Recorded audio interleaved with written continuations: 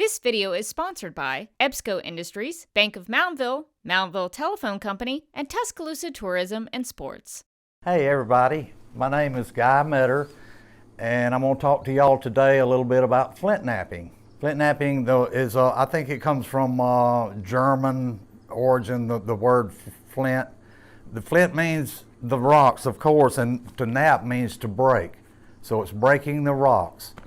And it's not just taking a hammer and beating the rocks and breaking them anyway. It's flint knapping is controlled breakage. We try to control how we break the rock so we can make the rock, shape the rock into what we need it to be. So this is, I'll just go over some of my tools. This is a hand pad, and I use it to protect my hand when I'm taking the flakes off with a pressure flaker. And this is a copper tip pressure flaker that I use pressure to take flakes off. And they're more little detail flakes than with the boppers, the copper boppers that I use. There's one. And the copper bopper is for percussion, and it's for, you know, when you hit the rock to take off flakes. Hit it on the top and the flake comes off the bottom. This is an abrader. It's an old grinding wheel that I broke up, and I use it to get rid of these sharp edges on the stone, because if I hit this sharp edge, it's just going to crush that edge off. It's not going to set up that Hertzian cone. So I braid that back till the edge is not sharp. It's a thick edge so that when I hit it, it'll take the flakes off. And also when I braid, I also, you know, kind of shape it up, get it going like I want it. They call this lithic reduction continuum, and that's lithics represents the rocks. Rocks are lithics.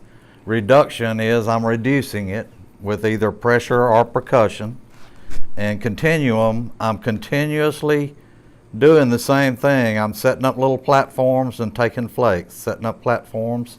This would be my platform right here, where it's thick, to take a flake. Set up platforms and take flakes. And it's just continuous. It just happens until me as the flint knapper working this rock decides I'm done with it. That's all I want to do. Well, there's a lot of variables in flint knapping, and it's how hard or how much silica the flint has, or it's the size or the hardness of your hammer stone, which some are soft and some, this one's a soft one. This one would be a hard one. Some people use copper. This is we call it an aboriginal toolkit. It would be antler and hammer stones and maybe some native copper. It's what the natives around in the Americas would use. Probably some wood on certain stones. But the constant in flint knapping is called a Hertzian cone. Now the Hertzian cone, if you hit this rock, typically if you hit this rock right here dead in the middle, it would make a cone. And that's the same cone that you see on your windshield when a rock pecks your windshield. It's a little peck on the outside, but it makes that round cone. And here is a Hertzian cone on a rock that got hit. And the constant on this Hertzian cone is that it always breaks at a 120-degree angle. So a flint knapper uses that to his advantage, because he don't want to hit. If he's hit straight down, it's going to break at 120 degrees. So to get more longer flakes, he turns the rock to use more of that cone. And by doing that, he has to maybe hit it harder to make it go, or all that. And modern flint knappers use material from all over the world because they like pretty stuff. I like pretty stuff, you like pretty stuff, everybody likes pretty. But today I've got just, this is some rocks from around the southeast, from Arkansas and Florida, Georgia. Here's some from Alabama and Tennessee, Texas, just local stuff. Here's a piece from Oregon or maybe Mexico. It's a piece of obsidian. But what I'm going to start on today is this piece of big old Texas rock. And I'm not going to make a big old Texas point. I'm just going to take me a piece off of here and make y'all a point out of that. And I'm going to use this hammerstone right here. And it's just a piece of rock from, I think, probably Alabama. Alabama meets Texas.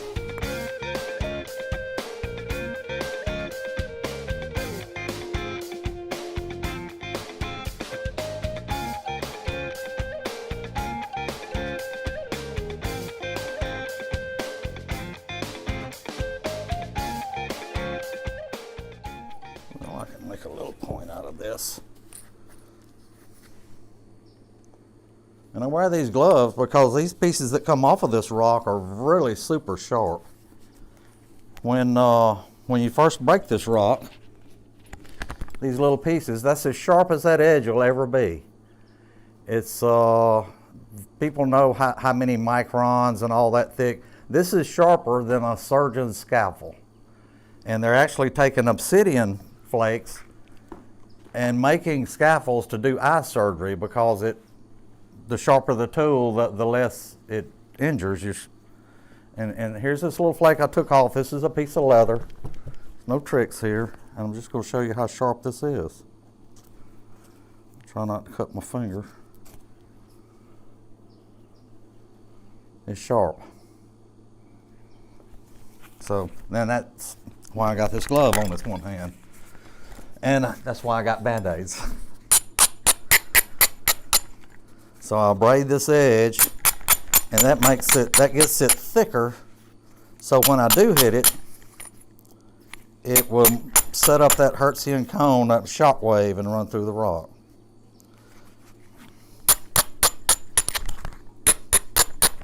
Now the natives use antler, wood, hammerstones, some native copper. I use these copper boppers. They're consistent.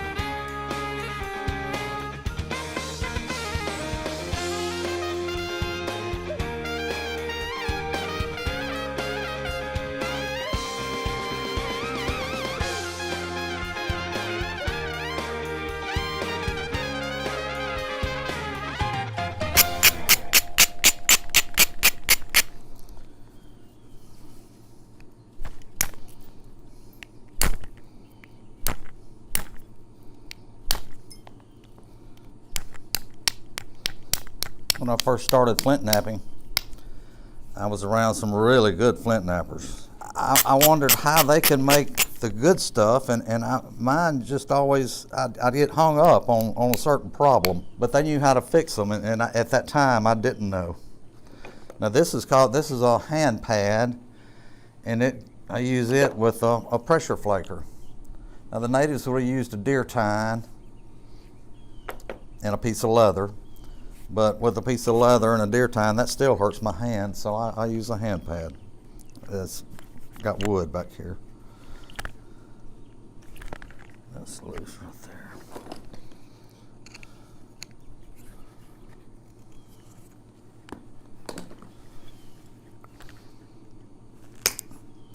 And it's basically the same concept. You're just pushing flakes off instead of hitting it. You have more control. And you get the flake exactly where you need it to go. And when you do this, you're not doing it with your arms or your hands.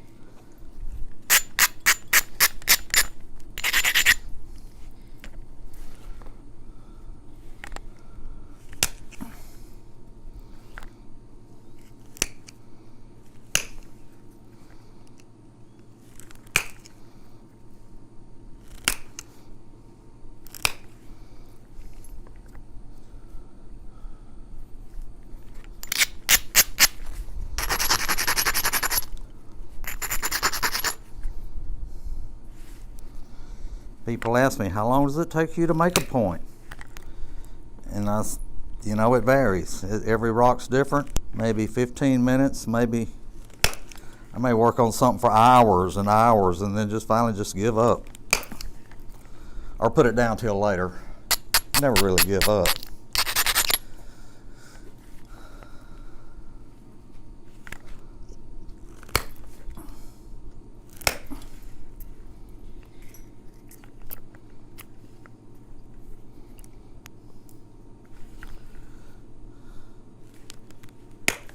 But in my shop, I got buckets of stuff I put down for later.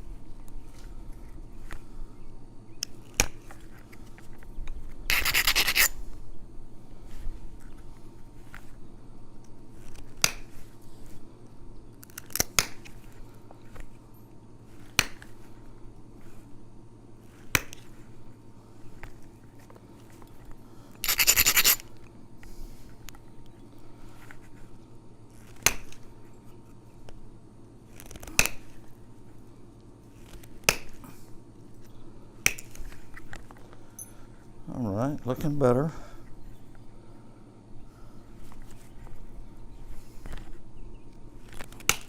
I know there are many different types of points. Is there one that's like your favorite to make? Just a small corner notch point, and that's what this will hopefully end up to be. And I don't know, they're not the easiest to make, but I just like corner notch points.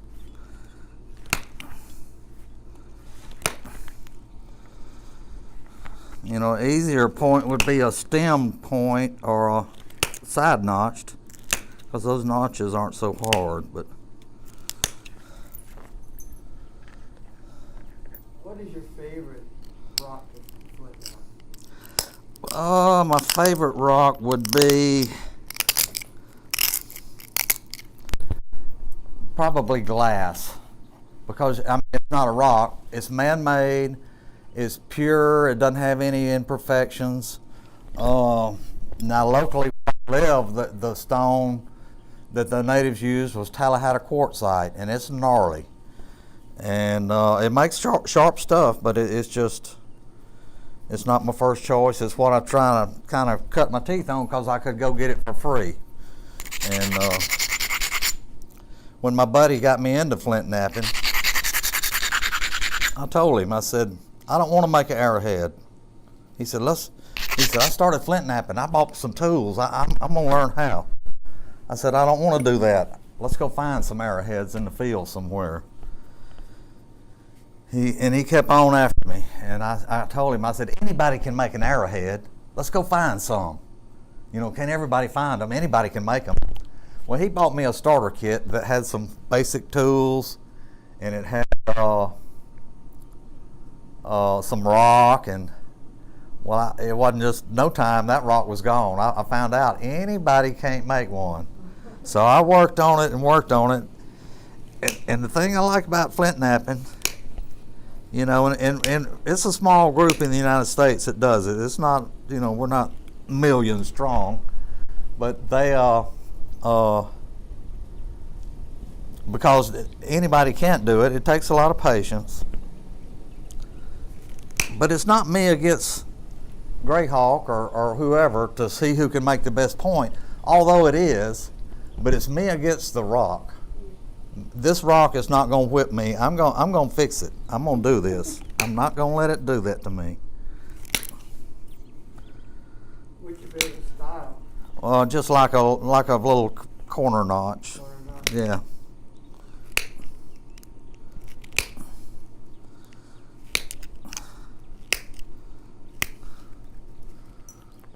And I normally don't make real big, huge points. Occasionally I do. I just like making little points like I find. You know, which I don't find many corner notched. out of the Tallahassee. They're mostly stemmed. A point this big would be an atlatl dart. It wouldn't be an arrowhead. A true arrowhead are the little tiny ones. Now I made some arrows and I was going to hunt. And they were about that big, maybe not quite that wide. I made 8 of them. Made me some cane arrows, put them on there, drew back and shot, and that arrow went boop, because that was so heavy. And I shot, and we'll find one of them. I was shooting into a dirt pile, and one of them broke in half, and I just resharpened it right quick, and that was a lot better. And I learned there, you know, you can't use a big heavy point because it just won't go.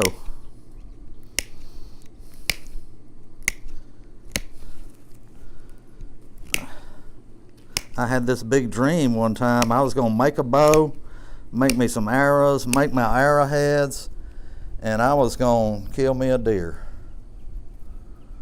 But I started making a bow. That was my adventures in bow making. And I had a good many hours. I had 40 hours in this bow I was working on. And I went to foretiller it to see how it was doing, and I heard it crack. So I was like, well, that's 40 hours down the drain. You don't know where it cracked. You can't finish the bow. What material were you using for your bow? Osage orange. And I decided at that time, I sit there, you know, that was 40 hours is a lot of time.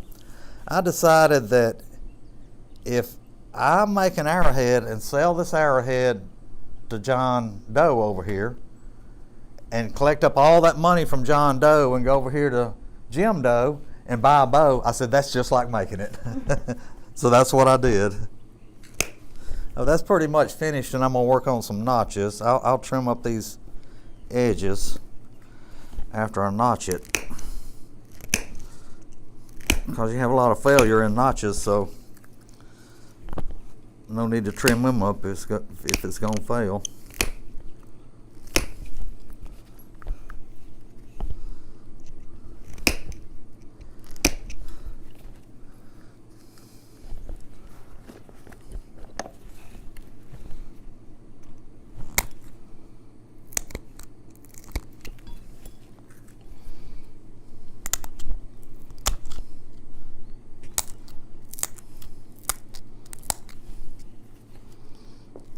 It's just real tedious.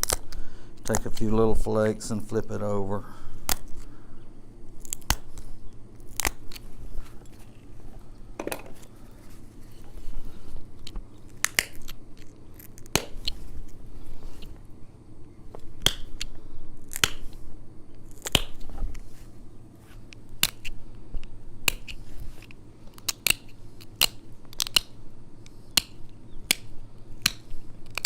Notice that everybody thinks that the corner notches are easy to make. They're really not that easy. No, they're not. They're one of the more difficult to me, or you know.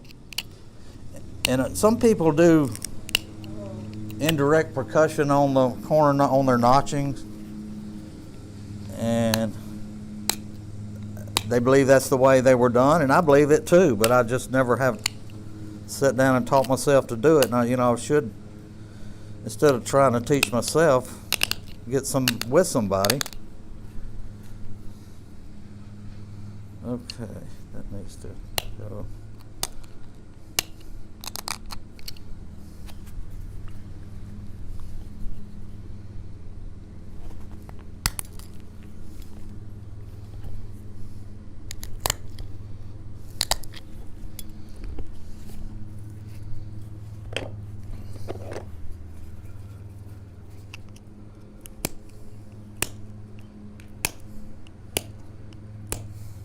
Have you ever been really close to finishing it, and right as you get ready to finish, it cracks right in half? How's that feel?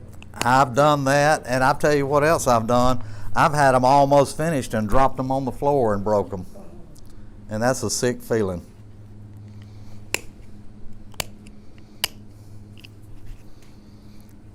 That's why I always put a piece of carpet or a rug down to nap under.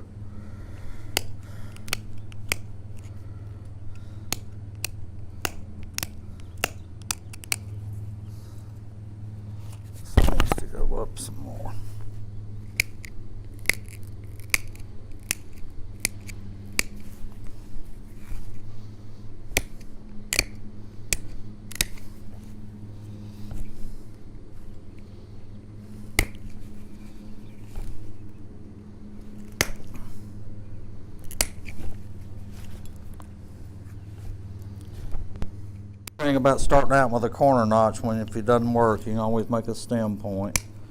Some people always say start out with anything, you can always make it into a Dalton.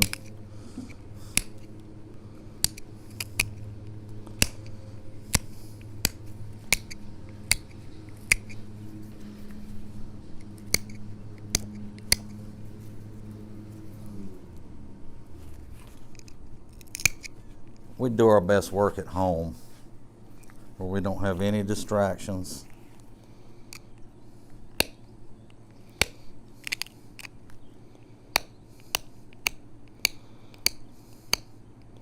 I taught myself, I went a year and a half, I didn't teach myself much, flint knapping without seeing another napper.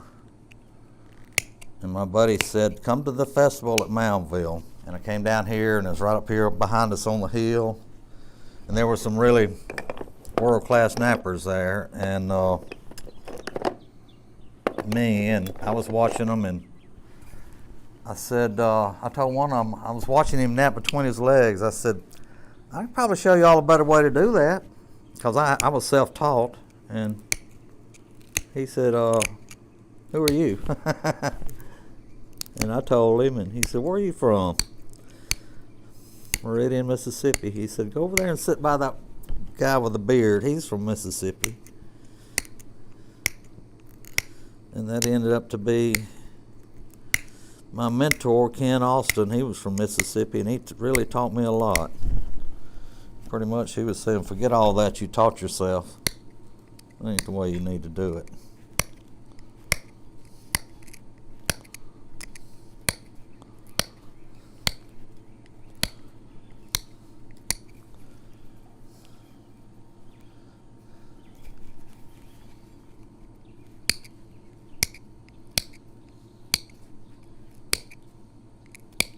If you were going to give somebody advice, how do you start a flint knapping, what would you say to them?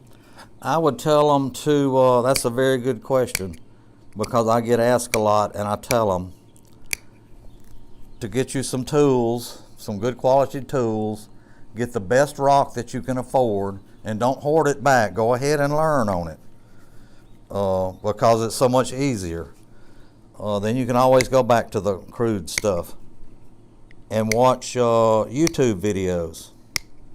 Hundreds and hundreds of flint knappers are on YouTube giving short little 10-minute tutorials, and that puts you so far ahead of the curve, opposed like me sitting at home. And I did finally buy a VCR tape, and I go in and I watch that VCR tape. I'd watch this guy do stuff, and I go down to my shop. Well, it ain't working. Hit rewind and watch it again. But it's nothing like YouTube now. You can watch, if you're having trouble with notching or getting your flakes to run, you know, it's a guy on there specifically telling you how to overcome that. Would you suggest that somebody starting out, one of the main things that they should know is a thing called patience? Yes, yeah, patience. You can't do this without patience. Okay, I've signed this point with a marker and that I just made, and I sign all of my points with a marker. Not all with a marker, but every point I make, I scribe with a diamond scribe. And I think all modern flint knappers should do that. It cuts down on fraud, and here's my mark, and then I'm going to